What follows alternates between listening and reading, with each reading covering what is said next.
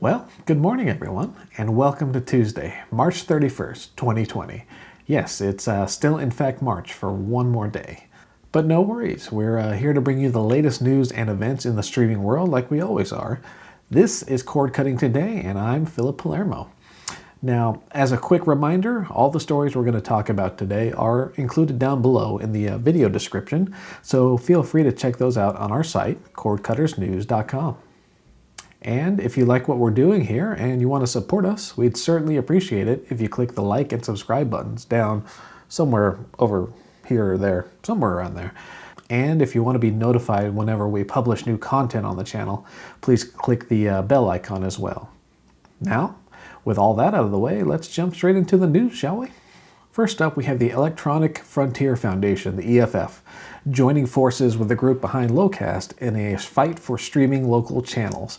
Now, if you're unfamiliar with Locast, it's a free streaming service that lets you select a city and then receive local over-the-air or OTA content. It currently supports 17 metro areas, and it asks for viewers to contribute donations to help support the service.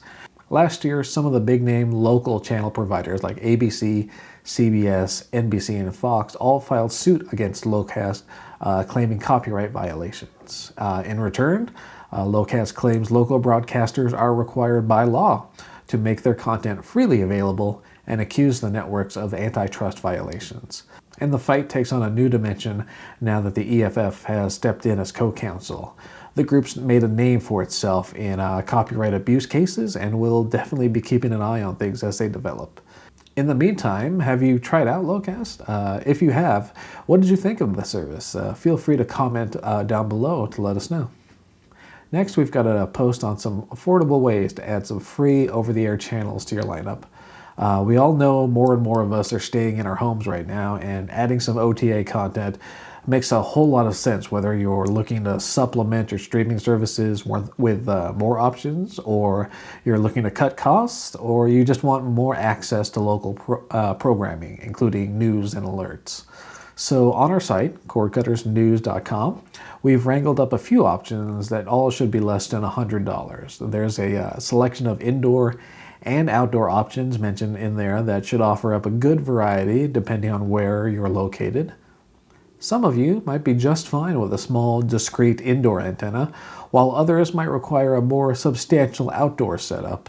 As for me, my family and I live a decent distance south of Seattle, and so we've got a fairly sizable antenna mounted to the top of our roof.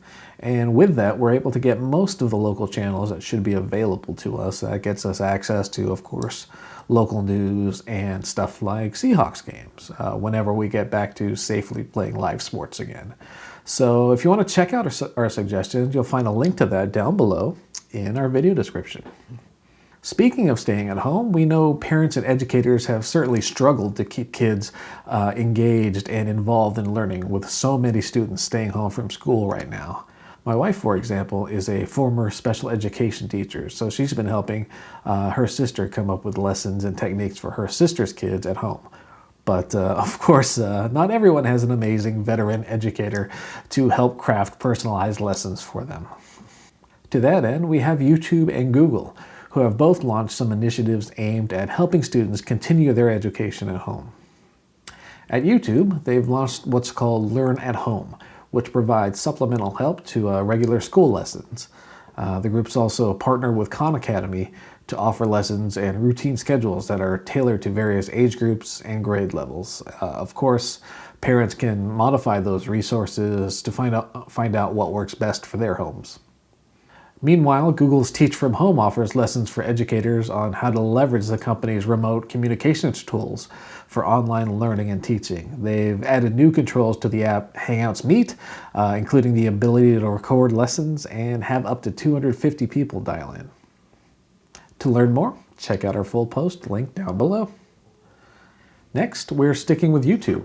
And after you're done with your lessons for the day and you're looking for some classic cartoons to pass the time, we have a couple of options currently streaming over at YouTube. First off, there's the official He-Man channel, where we have full episodes of He-Man and the New Adventures of He-Man. There are also a few long play options that string together several episodes into hours-long videos if you'd like. For those that may not have grown up with He-Man, it takes place in a what's called sword and sorcery style backdrop, and it focuses on He-Man, go figure, the most powerful man in the universe, and his ongoing struggles with the aptly named Skeletor. Also, if you're a fan of the recent Netflix series She-Ra and the Princesses of Power, well, there's a connection between those two franchises, although I won't spoil any more than that. And then, over at the official Hasbro channel, there are full episodes of G.I. Joe, a real American hero. In the last few days, Hasbro has added 15 full episodes for you to stream. And now, if you're unfamiliar with G.I. Joe, it's about the back and forth conflict between the military group known as G.I. Joe and the terrorist organization called Cobra. And now you know, and knowing is, well, you get it. Moving on, we have still more news from Sling TV and its ongoing Stayin' in Sling program. Now, the goal there is to encourage subscribers to stay home and enjoy streaming content, and ever since it was announced, Sling has frequently added more features and content options. One of the latest updates adds direct integration with Amazon's Fire TV platform. So that means that the Live tab on your Fire TV home screen now has options for channels and free live content directly from Sling TV, making it all a bit easier to access.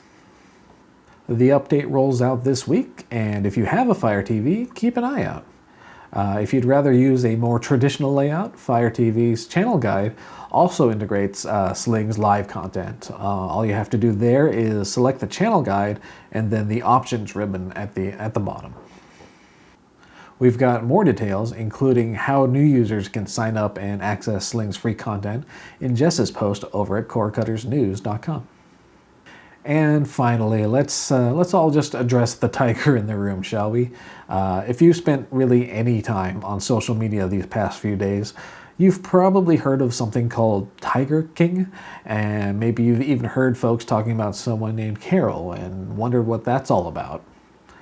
Well, if you're wondering what all the fuss is about, it turns out it's the hot new true crime docuseries on Netflix. It premiered on March 20th, and no doubt thanks in part to so many of us looking for something new to stream, it's quickly climbed the ranks. Rotten Tomatoes list it as the most popular current TV show. And from the looks of it, a lot of people powered through all 7 episodes in the series, hence all the chatter online right now. So, have you seen it yet? If so, what did you think? It's currently earning critics and audience scores in the 90s over at Rotten Tomatoes, so do you agree with those ratings? Let us know. And with that, we've come to the end of yet another edition of Cord Cutting Today. As always, thank you all for tuning in. We definitely appreciate it. And again, feel free to click the like and subscribe buttons to join our YouTube community. And if you want to kick it up a notch, clicking that bell icon should notify you whenever we post new content to this channel, which is pretty frequently. Meanwhile, please do follow along over at cordcuttersnews.com for all the latest cord cutting and streaming news. I will see you all on Wednesday next month, April 1st. Until then, my name is Philip Palermo. Have a wonderful Tuesday. Take care.